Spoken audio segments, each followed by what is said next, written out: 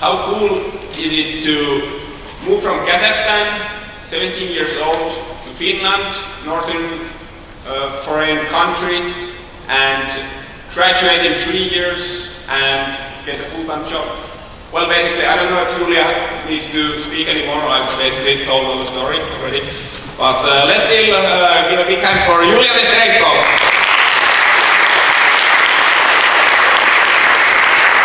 Thanks. Can you hear me? Yeah? Well, good evening, everybody. How are you feeling today? Great. Last speech before the break. You can do it. I have faith in you. So, my name is Julia, and I'm 21-year-old happy employee here in Tampere. I have graduated already in May, but let's say that I'm still a student in my mind and my heart. That's why I'm here representing the student community. And today I'm going to tell you my story, a story of my life. Might sound a little bit selfish, but I hope that I can inspire you with my story. There are no secrets for success. It's all built on preparation, hard work, and creativity. But I hope that my story will show you that there are some practical tips and tools you can use to make your transaction between student life and employment more smooth and fast. Please tell me, how many of you are currently in the stage when you ask yourself a question, what to do next? Anybody? Yes, okay, quite a few hands. This is a tough time. Whenever you're studying or just about to graduate, your life is becoming a big question mark. What to do next? So by sharing this story, I hope that I can a little bit inspire you and maybe give you some answers. Once I've been told, every heart sings a song incomplete until another heart whispers back. And I hope that today we will click and our song will be complete. For the past years of my life in Finland, I have created a sort of sacred triangle, I call it. It's a combination of 3 different rules by following which I've been able to find a job and graduate at the age of 20. And this is not an ultimate secret of success, but just one story of how it could happen. All right, let's start from the beginning. I was 17, living in Kazakhstan. For those of you who don't know, Kazakhstan is really far in Asia. So pretty much impossible to come to Finland to study. So my parents were against, and I was secretly preparing for the exams to come to Finland. And guess what? I managed after half a year of sleepless nights, and I decided to go for an exam. But then another obstacle, my flight got cancelled. But I still waited in the airport for a couple of days, and I went to the exam. At the exam, I got a fever, so I couldn't perform my best. And still, I got in. And when it felt that there are no more obstacles waiting for me, things happened. So I came to Finland, and I broke my leg right away, first week. I was so terrified of being sent back to Kazakhstan that I started looking for a job. And I realized that just because something didn't go as planned, it doesn't mean it's a failure. Instead, it's a new opportunity. So, walking from office to office on 2 sticks, I actually got a job in the first week, in the office. Most probably I was looking too pitiful, so I got hired, but anyway, it worked. So determination is rule number 1. Many things can happen, but there is always a way to find positive in them. Rule number 2. There has been a very interesting research conducted in one of the universities in the States. So there were monkeys in the cage, and each monkey was given an apple. You can imagine how much joy the monkeys have experienced. After a certain period of time, the monkeys were given the second apple. Then their joy was just beyond the extremes. They were pretty much destroying the cage from inside. But then scientists performed a trick. They took the first apple from the monkeys. And guess what? The monkeys got furious because they concentrated on the apple they lost instead of the apple they had. And quite often people tend to focus on things they miss, lack, or don't have, rather than things they have at the moment. So this is important. Concentrate on what you have. Concentrate on what you're good at. Develop your skills, talents. Don't think or waste your energy on picturing something you don't have at the moment and something that is unlikely to come. A skill, a knowledge, a talent, or a broken leg. Concentrate on what you have. Probably a mainstream word, but quite important nowadays. Diversity. Nowadays, the modern world does no longer belong to a bunch of individuals. It's the teams that build it. And I believe that diversity is not just the art of thinking independently together. It also unlocks new opportunities. Being open-minded and diverse, not just to different cultures and nationalities, but to different processes, platforms, concepts, it's so important. Keep this in mind. Nowadays, the companies that are just accepting fresh and graduated students, they're seeking for something special. And this special could be your ability to adapt to change and being diverse, being capable of working with different people. So during my studies and during the various projects I've completed, I've worked with over 40 different nationalities. Sometimes I needed to force myself to do that, but it paid me back afterwards. It's an extremely invaluable knowledge that you can gain by working with different people. So stay fresh, diverse, and open-minded. My next rule has quite a funny title, The Law of Ferrari. So please, raise your hand if there is anybody who wants to end up right now in Bahamas sipping cocktail on the beach. That's what I thought. Visualization. It's such a powerful tool. Quite often, people are scared to say things out loud, to visualize them, because they seem unreachable, unlikely to accomplish, too expensive, too far, too complicated. Forget about that. Visualization that brought me here, picturing my dream life, that's what brought me here. And this leads me to a very interesting thing about secrets.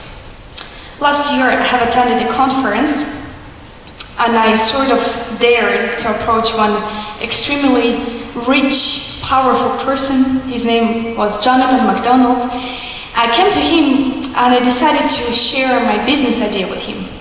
So I shared, and then I added, but please, Jonathan, don't tell it to anybody. It's a secret. I don't want anybody to steal it. So he laughed at my face.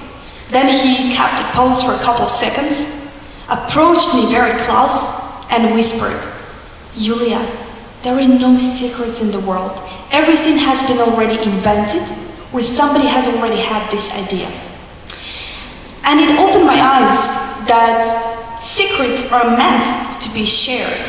Whatever you have as a student, a business idea, or maybe some brilliant pitch about something, or maybe a concept in your mind, a skill, whatever you have, a dream, a plan, say it out loud, share it with as many people as possible. Because of two things. First, by sharing your plans, ambitions, or dreams, or ideas, you give an ultimate promise to yourself and the people you shared it with that you will accomplish it. So it definitely increases your chances of accomplishing it. And the second, you probably don't even imagine how much you can meet like-minded people. Meaning that there is so much more to it whenever you're sharing the secret. You can get support, resources, or skills from somebody else, which would most probably bring your idea to life. So sharing actually helps. And I do believe that something that hasn't been said never existed. So do share your secrets and stories. And whenever you do share those, start from inside. It's quite a rare story that you get a job right after the graduation party next morning. Usually, the period between you being a graduating student to being a fully employed person, it could vary. It doesn't happen overnight. So start building your career already being a student. And don't jump right away to companies sending your CVs or calling them. It's so much more easier to start from the existing system or platform. So when I just came to Tampere, my first question to everybody was, so where can I do a project? What kind of event I can attend? Where can I speak? Who can help me? Can I do free work? Can I volunteer? I was eager to get experience and learn from different things because I knew once you enter a system, there is so much more. There are so much more chances for you to succeed. And there were plenty of platforms here in Tampere and in Finland in general, starting from which you can build your career. My example, I've done 4 Demo innovation student projects, and I got noticed and I got hired over a phone call because they knew me already. I was in the system. And most importantly, people tend to think that every work has to be paid. But when you're a student, what's more important, experience or money? I've done so many volunteer works in my life, and I would say, best advice I've ever been given is work for free. It's a great experience, great reference, and ability to build your network. So working for free is actually useful and healthy. The next one maybe seems quite obvious, but I don't know if there are some international students here. Probably there are. Anybody? Okay, a couple of hands. So, the world has become so diverse and the barriers have been broken down. There is so many things happening in the ecosystem, innovation ecosystem of Tampere. And it's so hard to stand out and be remembered. So there was one story that happened to me last year. I was preparing for one event. I was going to be a speaker on the stage. And I had this panic a night before because I realized that there was nothing I could give people to remember me. I didn't have business cards. I didn't have anything. No flyers, booklets, website, nothing. And obviously it wouldn't be that cool to write my email on the toilet paper. So I destroyed a freshly assembled puzzle that I had at home, and I picked a couple of puzzles, and during the event I would just give those puzzles to people saying that, hey, here's my puzzle, I don't have anything else, but please remember me and come to talk to me after the event. And guess what? Almost everybody came. Because it was extraordinary, it was different, and they remembered me as a girl with the puzzle. Obviously later on I have created fancy business cards, but if you don't have anything at this very moment, be creative, make people remember you. Otherwise, everything you attend, do, learn, or speak about would go in vain because nobody would remember it. The last but not the least peak of my sacred triangle that helped me to build a successful bridge between student life and employment is the law of courage. This is probably my favorite part and most complex one. In order to build a very, very successful career, or at least start with something you truly love, you have to have enough courage. Here on the pictures, me with the co-creator of Skype and the best speaker of Finland, Andre, and another guy, face of whom you already saw, Jonathan. I never would have imagined I would create the contacts with these people, but I did. But just daring and approaching those people at the backstage and asking them random questions, just so that they would remember me or give me an advice. And I realized that approaching people, asking for feedback, talking to more advanced and experienced people, or people with different experiences, it's healthy. Embarrass yourself, it's healthy. And this leads me to another thing, the feedback. Especially in Finland, due to some cultural, let's say, traits or cultural qualities, it's quite hard to approach a person and ask for an honest feedback. It could be complex and even painful at times, but it's the best thing you can do for your future, asking feedback. So I've dared to talk to Andre, the Canadian lawyer and best speaker in Finland for the past year, and I asked his feedback for my business idea, my thesis, and my poems. And now I could say that we are in a very good contact, and anytime I need his support, help, or feedback, he's always there for me. And these connections, they last for a lifetime. Why? Because we built trust between each other. He felt honored by helping me and giving me even constructive, but still feedback. And I opened to him, listened to his advices. And since then, I got 2 of his books personally signed. We are in a very good contact. And every time he talks to somebody who might help me, he always mentions my name. The story. It was mentioned in the previous speeches, the importance of storytelling. It doesn't hurt for you to write a short story about your skill, educational background, story of your life, your product, or whatever you want to achieve in your life. Before I got a job, I had this 1-minute pitch in my head that I was ready to shoot anytime I would meet a person I need to talk to. For me, storytelling is the most powerful way to bring ideas to the world.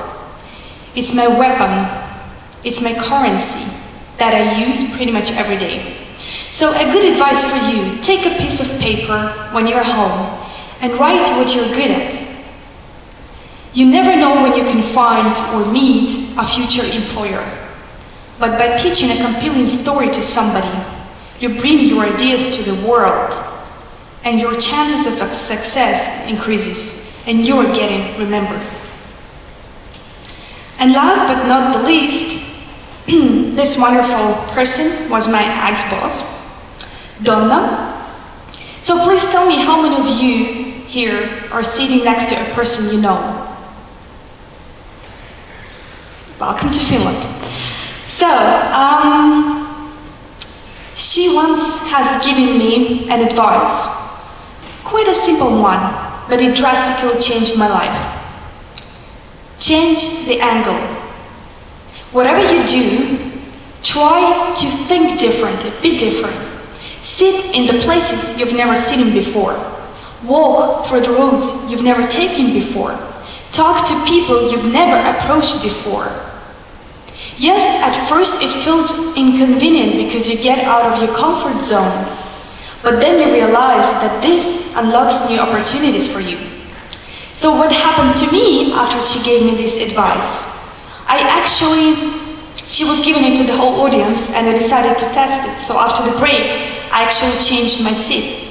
And I ended up sitting with this one entrepreneur who actually told me that Donna is hiring.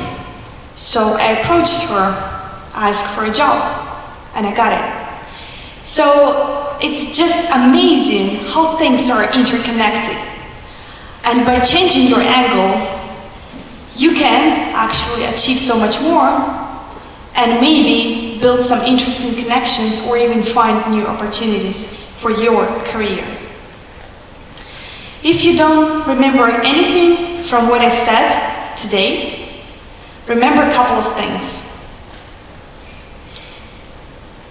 Build a compelling story about yourself.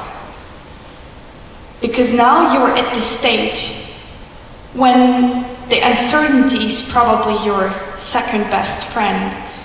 You're just about to graduate or you're still studying. Write what you're good at. Develop the skills that you are good at and develop the things that you are most passionate about. Be diverse and open-minded. Create something about yourself that would stand out. A little mark, a souvenir, a business card. And like I said at the beginning, every heart sings a song incomplete until another heart whispers back. So I truly hope that now the song is complete, and by hearing my story, you're ready to build your own story.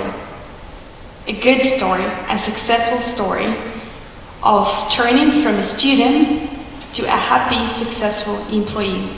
And now I hope that after my advices, after the break and coffee, when you come back, you can change your seats and see with people that you don't know, so that you can maybe build some connections for a lifetime. So, thank you for your attention, and I wish you a lovely day, and if you have any questions, I'm here to answer. Thanks.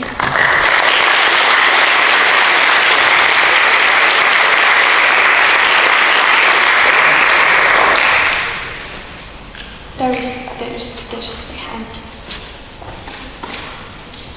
I need to thank you too, Julia, for your inspiring speech.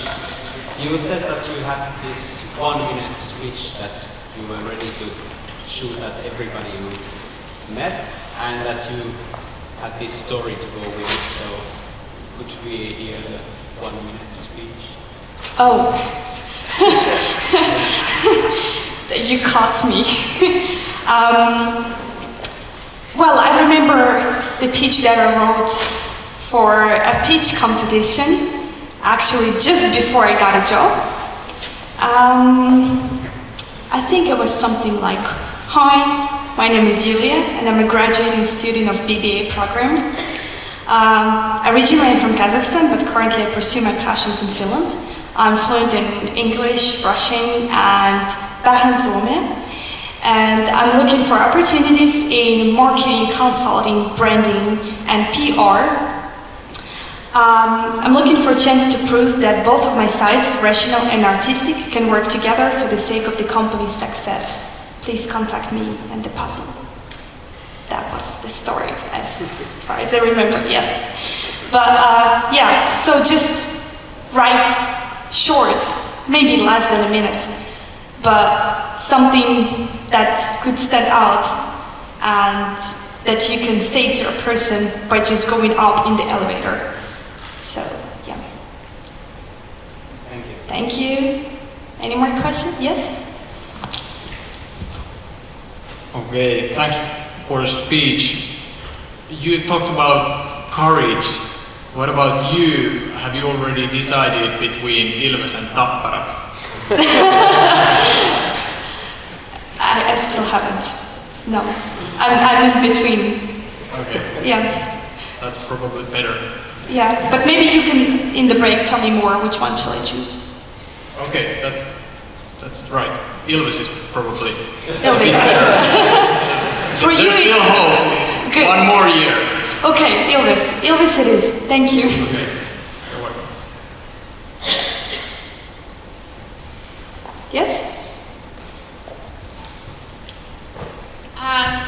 Well, obviously you are the only female in the group of speakers, and I found out that that was, I don't know, like that illustrates how is the world, right?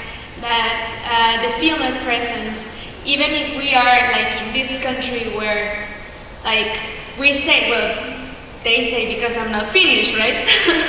So they say that it's more an equal country and more a fair country. Like, it surprises me that there was just one female in the speakers. So how do you feel? Like, I guess that there's a lot of responsibility, and what would you say to also females, Portuguese females that we came here? Because in our country it's like we found these struggles to move out. So Thank you for the question. Very good question. Actually, I think that, at least in my knowledge, Finland is one of the most equal countries in the world when it comes to gender. Maybe not nationality that much, but gender. So in that sense, women have as many chances for success and finding a job as men. And sometimes even more, because women tend to think a bit more creative, and they sort of know how to drive a listener to the emotional level of understanding what's being said. So in that sense, I would say go for it, whatever you're looking for. But when it comes to foreign, like you said, foreigner, that is a bit more complex. Let's say the job situation is not that fruity in Finland at the moment. So, but at the same time, there is always a chance to find something if your skills are just proper for a certain place. So for me, it has never been a problem to be a foreigner here, and currently I'm learning Finnish intensively, just because I love the country and I want to stay here. So, but even with the just English knowledge, it's highly possible to find a job if you stand out.